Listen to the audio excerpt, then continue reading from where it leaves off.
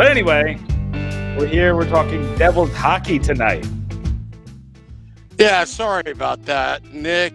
Okay. Yeah, I can hear you now. The computer froze. I'm showing the audience my dedication to leaving a dinner function and a live event to do this podcast, our every Wednesday night State of the Fan address, powered by Fansided, the Pitchforks editor-in-chief, Nick Villano.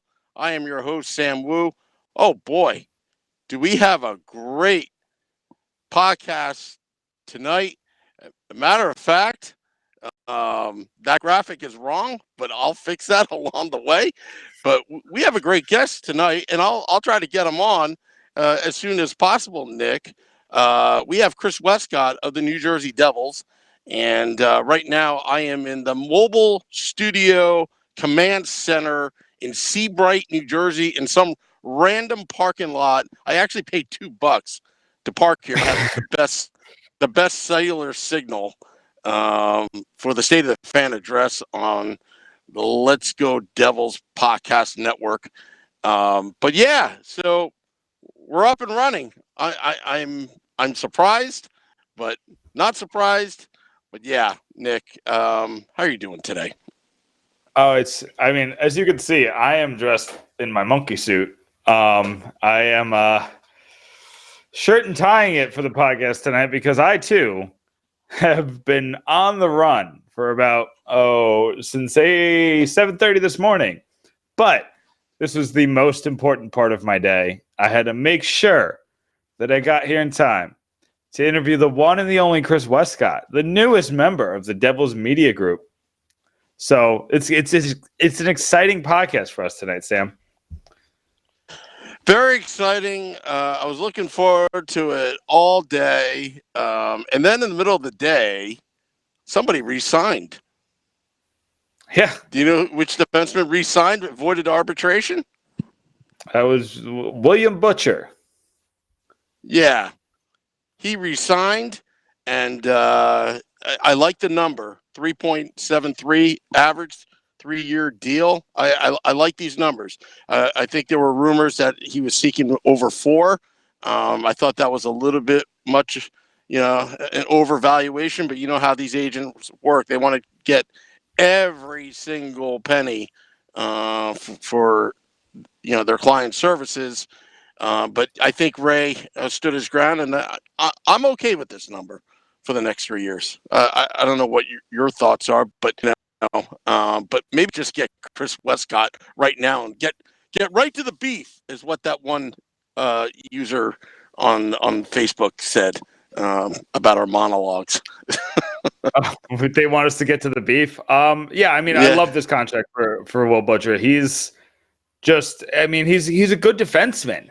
And this is less than what most good defensemen get, especially when they hit free agency at this age. Butcher's still he's still a very young defenseman. He's going into his 3rd year in NHL. He's going to turn 25 this season. It's not until January. He showed a lot of promise. He was actually he might have been higher than, I'd have to double check to see if he was higher than Nico in the Calder Trophy race the year before, but he was right there with Nico in 2018 for the Calder Trophy. He had a great rookie season. Obviously, John Hines put him in a lot more situations, a lot harder situations this season. That was due a lot to injury and a lot to just seeing what this kid could do. You have to see the asset that you have when you have him locked into a 2-year deal, and then you got to sign him again. You got to see what he is. So in that first year, I believe Butcher spent about 60% of his faceoffs in the offensive zone, and he regressed to the mean this year. He's still more often in the offensive zone than the defensive zone, but it was a lot less. It was about 53-ish%. So, big deal there. It was big. It was huge to get him locked up for as long as we got him locked up for. 3-year deal, less than $4 million a year. I would have gave him 4.5 on this 3-year deal. So ratio has shown that he's doing better than the big game hunting. He's I mean, he's going big whale hunting this offseason. I mean, think about it. Think about how well Ray Shero has done this offseason, and the hits just keep coming. We think that he's done. Like I said, we talked about it. I think it was about 2 weeks ago that we talked about the Will Butcher possible contract. Mike Morial, who's got his finger on the pulse, and he came out and he said he was thinking that the Devils were looking for like a 6-year deal, 5 or 6 year deal, somewhere in the $5 million range. So the fact that they got Will, locked in for 3 years under $4 million is a magician's work. Sam, I see you're back. I'm back, and I have on the Bobby's Auto Care hotline a new member of the New Devils content team, leader of content and for the New Jersey Devils. Please welcome to the podcast, Chris Wescott. Chris, you're here with Sam and Nick. How are you doing? Good, Nick, Sam. Hope you guys are having a good night. I'm a little underdressed for this podcast. I saw you guys have the ties going. I'm just here in like gym clothes. I hope that's okay. I'll dress up next time. Well, here's the thing, Chris, is your picture has a suit on. So we're just going to sit here and pretend that this picture is what you actually look like. So you're just dressed enough. Done. Perfect. Now, Chris, it's been a heck of a week for Devils fans. My goodness. We were talking about what we were going to talk about on Monday. How things have changed. I mean, we were still talking about the big PK Subban press conference. That feels like it's been a month ago. So, we're going to start with the news that came out today. That Will Butcher resigned to a 3-year deal. We know you're new to the Devils family, but you've been locked into these players for the past couple of weeks, and I'm sure you've been studying a lot. What does it mean for this team to get Butcher under contract for such a reasonable amount? Well, I think that's the key there. I mean, he's a pretty good player. He's got some offensive upside. I actually think he hasn't really achieved the highest he can get in terms of offense coming from the back end. He's a good guy in the locker room from everything I'm hearing. And that number is really key because if you look at what they've been able to do, they lock in a talent like him, but they still have a lot of wiggle room both this year and moving on into the future. And they get him under contract. And it's just a good move for Ray Shero. He's having, I did a poll on my Twitter account just in terms of the offseason that the Devils are having. Are they the most improved team in the NHL? And it had a lot of votes and 95% saying yes. If you look at just the accumulation of talent, but then his ability to re-sign some of his own guys this offseason as well, a guy like Butcher, it's a key piece moving forward. And you got to be happy if you're a Devils fan. And when you look at the number versus some of the numbers that were reported earlier, I believe you guys mentioned off the top of the show, like it's a good get for Ray Shero and the Devils. I mean, this is huge, Chris. I mean, the Devils, all they have to really do is re-sign Pavel Zacha, and they still have the 9th most cap space in the entire league. They still got $8.7 million of projected cap space left. And, they added a $9 million guy in PK. They added $4.5 million for Nikita Gusev. I mean, is Ray a legitimate magician? I mean, you would know better than us. There might be some magic going on in the Devils front office. It's been fun to see what teams can do with some cap space. I mean, some of the teams that I've covered before in the past just haven't had it. So these off seasons haven't been as active as this one was. I tell you what, it kept our content team on our toes. That's for sure. Never a dull day in the office, but it's been a lot of fun. Now, Chris, I want to go to Nikita Gusev. Butcher's a guy, we kind of figured he was coming back. We just didn't know what the number was. So, we obviously penciled him into the lineup because it didn't seem like he was the kind of guy that was going to, be offer sheeted or anything like that. So we felt like we were in a good spot with that. Now, Gusev was a guy that literally made this fan base. I've never seen one player take over a fan base on social media before, ever. Did you see the reaction that this fan base had to Gusev like 3 or 4 weeks ago? Oh yeah. I work, closely with our social media coordinator, and we're watching all these tweets come in with all these Goose gifts, and it's all fun and games. I mean, obviously that doesn't, change the organization's mindset when it comes to scouting these players, but it is fun when you see the organization's goal and vision line up with what the fans want. And that was really fun to see. I don't know if you probably saw how we announced it on Twitter through the NJ Devils with the Goose gift. That was probably the gift that was sent to us the most throughout the last few weeks. So we decided to give it back to the fans. And, it's a lot of fun to see, what the fans' interest and what they want line up with what the vision of the organization is, like I said. And that was a lot of fun to see. But moving on to the player, anyone that has seen even just little snippets of what this guy can do can just see that he's just packed full of potential. He's probably a low risk, really high reward type player. At the very least, he can be a contributor. At the very best, he could be an impact player. So for the Devils to be able to secure his services, quickly re-sign him to a couple-year contract, and it's a pretty manageable contract. It's one that the Vegas Golden Knights obviously couldn't go with, but that's okay for the Devils. I mean, and a reasonable trade as well. When you look at the draft being such a crapshoot, you get rid of a couple assets, no players, and you get a guy that could potentially play in your top six right away. That's a pretty good trade for the Devils. Yeah, and honestly, I think the Devils have some players that they could, still moves and get those picks back without, and still being able to manage a playoff team here. I think that there's a lot can still happen here, whether it's this season or whether it's before the season. I think there's a lot of moves to now.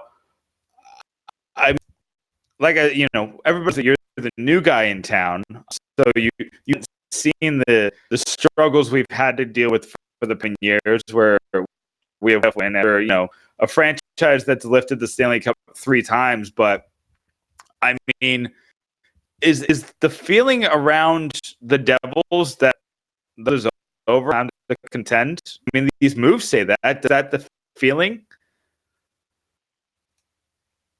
You're cracking up a bit, but I think you were asking if the feeling was that this roster can contend right away. I think that there's a lot of optimism. Anytime you have an offseason where you add this many pieces at different levels of your depth chart, you're going to have to see how that chemistry comes together. But I think they believe they have the right pieces in place. They have the right general manager. They believe they have the right coach. They believe they have the right, top six. They've got depth now with their scoring. Their defense is improved. Goaltending, obviously, Mackenzie Blackwood's a young guy, and you want to see how Schneider performs as well. That's a little bit of a question mark. But then when you look at all the moves that they've made, that just makes the team as a whole better. I personally think it's going to be a good year for the Devils. But, there are a lot of variables when you turn over a roster as much as they had this offseason, and we'll have to see how it goes. And Jack Hughes is obviously the number 1 overall pick in the draft, and I believe he's going to be an outstanding star player in the NHL. But people need to just wait a little bit. I mean, he is a rookie, so let's see how he jumps into the league. Maybe they want to bring him along slowly. Maybe they want to throw him right into the fire. We'll see what Hines and company want to do come training camp and preseason. But I definitely think they're a lot better equipped, and they're deep enough that they can make a run if all things come together. Now, Chris, I mean, you mentioned Jack Hughes, and you could tell that you're a guy in the business, because that's just the perfect transition to kind of get into the Devils' number 1 overall pick, a guy that we haven't had to talk about a lot over the past couple weeks because there's just been so many other things happening. But I mean, Hughes is a big X factor, and I think a lot of us have penciled him in to that second line spot between maybe a Gusev and a Jesper Bratt or things like that. But do you think Hughes is going to be the type of player that can handle that kind of workload right off the bat? I think so. I think a lot of it has to go with what kind of chemistry he has with his wingers. What kind of mix do you want to put him with? Do you want to put him with a guy like Simmons, who's got a little bit of a grit to his game, that has been around, who's a good veteran leader and a mentor to young players? Or do you want to just throw him right with the highest skilled guys? Do you want him to play with a Gusev? It's his first year in the NHL too. There's a lot of decisions that have to be made. I do think that he's going to have a pretty decent rookie season, but I also think that sometimes it takes time. I've also noticed with some high-end players, I've covered several first overall picks when I worked with the Edmonton Oilers, and you definitely see some ebbs and flows. It's a long hockey season. You have to deal with injuries, setbacks. You have to long losing stretches, long winning stretches. How do you handle adversity? How do you handle winning? How do you handle chemistry with different line mates? The lines get shuffled after a loss, sometimes mid-game. It takes a toll on rookie players. So what I would preach with Jack Hughes is maybe a little bit of patience, but excitement. He's definitely one of those prospects that you're going to want to get to the arena to watch, because in the very small sample size I've seen him perform, he's been excellent. And then his personality off the ice, he's a guy that you want to root for. So you're telling us not to freak out when Kaapo Kakko scores in the first night and Jack Hughes plays 11 minutes. I've noticed it's really hard not to jump to conclusions when you have guys that were so closely rated or highly contested or debated in the draft. And, that's all fun and games. That's part of the sport, and that's a good part of the rivalry. Like, it's going to be fun to kind of watch and compare them.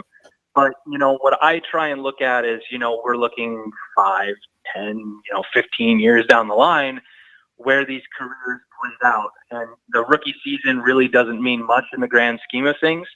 So I would say it's fun, but don't lose your head if Kaapo Kakko is, burying some goals, and it takes a little while for Jack Hughes to get some numbers up.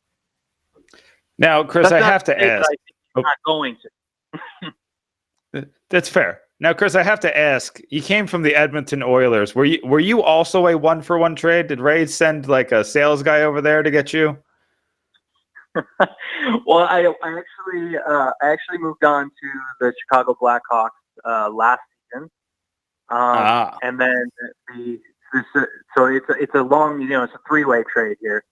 But then after a year with the Blackhawks, which was a fantastic organization, and we did a lot of great things content-wise there, my old boss from Edmonton moved to New Jersey to kind of help, bolster the content department and kind of really build this from the ground up and put a lot more resources into it. And one of the first things he wanted to do was bring me along with him. So I ended up leaving Chicago and coming to New Jersey, and I couldn't be more excited about it. My wife and I love the area, and we live in Jersey City, and it's beautiful. Walk to Hoboken, take the train across to New York.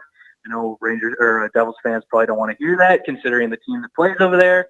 But it is a little bit of a perk of living in the area, and it's been a lot of fun though. I like commuting to Newark, and I love walking up and down the riverside here in Jersey, and it's just been fantastic. So do you have like a favorite Jersey spot yet? I mean, it was National New Jersey Day on, I believe it was Saturday. Have you found your New Jersey niche place? Yeah, I have a couple. I really do. But one of my favorites is in Newark, and I'm not just giving them a plug because they're Devils fans, but Hobby's Deli in Newark, probably the best like Reuben style sandwich I've ever had in my life. Obviously you guys probably heard about the fire that they had, and I just can't wait for that dining room to be back open. And I'm going to head back that way and get another double-decker pastrami pretty quickly here. Chris, this is Sam here. Have you tried any particular breakfast sandwiches? We put out a poll yesterday, and I just wanted to see if you had either a Taylor ham or a pork roll. Which one is it? All right. I have not done it yet, so I know that means I'm uninitiated. I'm waiting for someone to be like, "This is where you got to go," and this is what it is. I haven't really heard that yet. So if you guys have suggestions, I'm down. Oh, we could go on a Taylor ham tour, Chris, if you want. I could show you around. It's Taylor ham then, right? No, it's not. It's always been Taylor ham. It's not. It's always been Taylor. Sam, do the fans a favor and read the last text message I just sent you, Sam. What I heard is Taylor ham is the brand, but it's a pork roll. Am I wrong? Am I just completely out to lunch here? No, you're right. You're correct. Well, I have a different theory, but that's another podcast for another day. I'm sorry. I should have brought that up. We put up a poll yesterday, and so far, I think the last time I checked, it was the follow the Let's Go Devils podcast and stay a fan address. So I think it's about 2%. Say it's Taylor ham, and 36%. I think maybe my math is off, says it's pork roll, but it's always debatable. But you should try it regardless, because it is Either way, it's delicious. A thing. Yeah. So back to hockey. You'll know you from following me. I'm all about the food spot, so I'm in. I'm gonna have to try it, and maybe I'll tweet out what I've decided what to call it. Well, one place that I gotta recommend is the Tom's River Diner. If they ever reopen it, they closed it, but it sounds like they're reopening it. That was my hometown place. It's on the way to Seaside Heights. So, if you ever venture out to the Jersey Shore, I highly recommend that place. Sounds good. So anyway, let's get back to hockey. So I do want to talk about the things we want to talk about before, though. I know it's been a big week, but I mean, this Devils team, and you're on the content side, so you're kind of seeing this transition from that Ray Shero and the entire front office is kind of implementing. This is like we as Devils fans are not used to this. We're not used to big flashy news conferences. We're not used to Ric Flair robes. We're not used to our team embracing our personality and the personality of the team, which is sad because Brodeur was a personality. Scott Stevens was a personality. Niedermeyer and now we're getting to know Ken Danico's personality a lot on the broadcast. Even like Bryce, a guy like Bryce back when he was in the Lou days has a good personality we should see on MSG. What kind of transition is that? Is that something that's actively happening in the front office where they're noticing this transition, or is it just like, that's how it is every day there? Well, I mean, I've only been here for a little bit, so I can't really speak to, how things operated before I got here. But I know that one of the things that when I was being recruited and I was talking with the Devils was this kind of we're embracing our market. We're throwing resources into showing what these personalities of these players are. We want to cover the team in depth and give, our fans, the coverage and content that they deserve and that they want and they're asking for. So I do know that at least from before I was, talking with the Devils, that this was definitely in the cards of something that we want to do. I think the full front office has embraced it. I think they're behind it. I think you saw from like the PK Subban press conference that, this might be only the beginning of just, wanting to showcase the talents and the players that we have in the locker room. And I'm really excited to be a part of it. It's really nice. There seems to have full support from everyone from, PR to marketing and ticketing to, our content team seems to be on board with it. So we're really excited about it. I mean, just a lot of great stuff coming up, I think. So, Chris, looking on the ice, everything off the ice looks great right now. It looks like a lot of fun. But you talked about that chemistry. This is a lot of new players at once. And you've been on teams that had star players that have been there a while, and then they try to add these other pieces in there, and it didn't work. And last year in Chicago they added a piece or two, and in Edmonton they've been trying to add pieces for years, and it just hasn't worked. Does this feel like the Devils have done something different, or is there a reason for us to worry a little bit? No, I like the way that this team is being built in terms of the star players they're bringing on all have the correct messaging. You look at a guy like Jack Hughes, and obviously you're going to take who you think is the best player in the draft, but his personality, his drive to win, his competitive nature, coming from a rookie and a guy who's expected to be one of the faces, if not the face of the franchise, that's a good piece to add to the locker room. One of the low-key signings that, no one's really talking about that much is Wayne Simmons, who, he's had a down couple of years here, but this guy can score 30 goals in the NHL, and that's not really easy to do. And this is a guy that also has just been there before, and he's a guy that some of these young players can lean on. A guy like PK Subban, you're not just getting PK Subban and all the bells and whistles that come with his personality.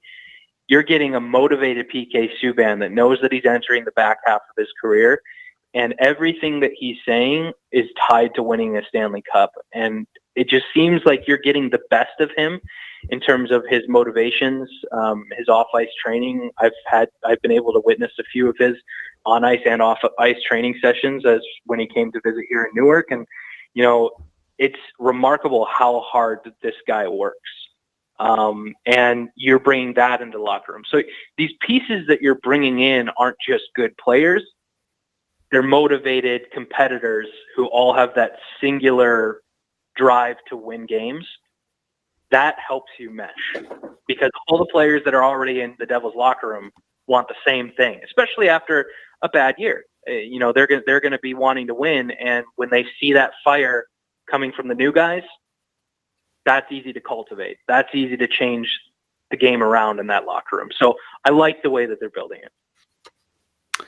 So, Chris, we're running a little short on time, so I do want to get these next two questions in, just because I feel like that big things are coming from the Devils this year. So I'm going to ask one on ice question and one off ice question, but we'll start with the on ice. Where do you see this team going this year, just in your professional opinion, as a guy who came in from the outside? You don't have ties to this team. You're not like, Amanda was following this team. Amanda Stein was following this team, and she's, gotten to know these players. So she has that connection to them. You're coming in and building those connections, but you get to kind of see this from 30,000 feet, like we were talking about it. What do you see from this team, and what do you think is a realistic scenario for them? Well, I don't think I don't think I'm overstepping to say they overachieved a bit a couple years ago when they made the playoffs. Obviously, they had an MVP season from Taylor Hall, and we're expecting him to bounce back from his injury and continue his great career this year. But so if you put that into perspective, saying they overachieved, they make the playoffs, they get that winning feeling, and then they get struck by the injury bug last year. They were able to kind of weather that storm. It actually made them tighter as a locker room from everything I'm hearing. So now you enter this next season with all the pieces that you've added. You have a good core, a good team bond with what you already have. Now you add all this talent, because it is talent. They're adding a lot of talent on this roster. That to me is a recipe for success. I was already high on them before the trade for PK Subban, before the draft. I was already pretty high on this team, thinking, okay, they've got cap space. They're going to make some moves. I think with some tweaks, plus players coming back from injury, they'll be able to field a competitive roster and make the playoffs. I'm even more high on them now. I don't want to predict which round they would make it to, but I would not be surprised to see this team get into the playoffs and maybe be able to compete. They have more depth than they've ever had before. There's still some questions, obviously, with the chemistry, but it's looking pretty bright for them, and I'm really excited for this season. Yeah, I mean, it's never good to predict how far teams go in the playoffs, just because, look at Tampa. They got swept in the first round. But one off-ice question. Now, I know you can't tell us a lot, but can you tell us even a little bit of what are the Devils planning? Something's going on, Chris, and I'm excited about it. I don't know what it is. I just know that when it comes to content, the Devils look like they're trying to not even compete with NHL teams. I mean, they're trying to compete with everybody, from one of the better Twitter accounts to like you say, bringing in new people and more people. And, is there a little tidbit you could give us that the fans should expect from the Devils content team this year?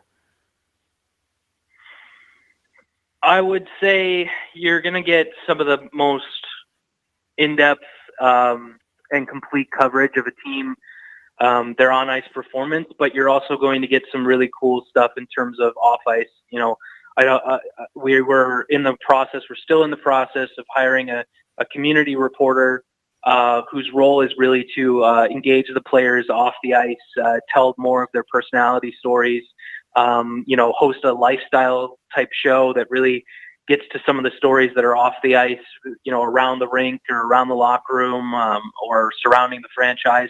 We're in the process, and I don't believe I'm overstepping by telling you guys we're in the process of building out a studio with multiple sets in it, the ability to, create different style shows, whether those are player personality shows or they're, hockey X's and O's shows. We're in the process of planning out what that kind of schedule, if you will look like. The podcast that was very successful this offseason was just the start of that. We want to continue that in season and make that a weekly thing with Matt Loughlin. So it's that's only a little bit of it. We're still tweaking the entire content calendar and how things are going to work. I was actually working on that today a little bit with some of the staff, and we're just really excited to be able to cover every game, pre and post and in game, in a dynamic and engaging way. I think if you were to look at how the Oilers and the Blackhawks have been covering their team the last couple of years, and you were to kind of combine those coverage plans and then maybe mix in a little bit more personality and fun stuff, I think that's kind of what Devils fans can expect in year one. And that's just the start too. We want to keep growing and keep being the best. And I really like what you had to say. We're not just swinging for, how NHL teams cover their teams. We're looking outside to different markets and different leagues and different sports. And, we're really trying to provide Devils fans with what they deserve. Yeah, Chris, I just have one request before we say goodnight. You got to have the Top Gun night. You got to get Tom Cruise. Got to get the big kahuna. And you got to have him flying planes with the goose, Nikita Gusev. I'm going to speak this in existence. Get Tom Cruise to the Rock. I'm sure people from The Office are listening. And Let's do it. That's actually good. Tell me how I can help. That's awesome. But Chris, it's been great having you on. I really want to thank you for taking a little time out of your night. And we're really excited to see what you're going to bring to this Devils team. So thank you so much. Anytime, guys. It's been fun, and thanks for supporting the Devils. Let's go Devils. Well, that's Chris Wescott. Sam, you got business to take care of. Yeah, I got business to take care of. So I had people staring at me while I'm doing this podcast in the car. I mean, I've got lights. I've got, it's been a long day. I was in New York City. I did actually like a spot on little mini podcast when breaking news that Will Butcher, re-signed with the Devils, but just hearing Chris about content, what the Devils have done, it started a few years ago. They've got it now. They've actually have a team now, and I'm looking forward to what content they're putting out other than just articles. You heard that maybe Matt Lachlan is going to have start doing a regular podcast once a week. Studio being built. How cool that? A studio. Sam, I didn't expect to get that piece of information. I was kind of hoping to just get like a hint, and he gave us the world, and I very much appreciate that. And I'm excited. I can't wait to see some of the shows they put out.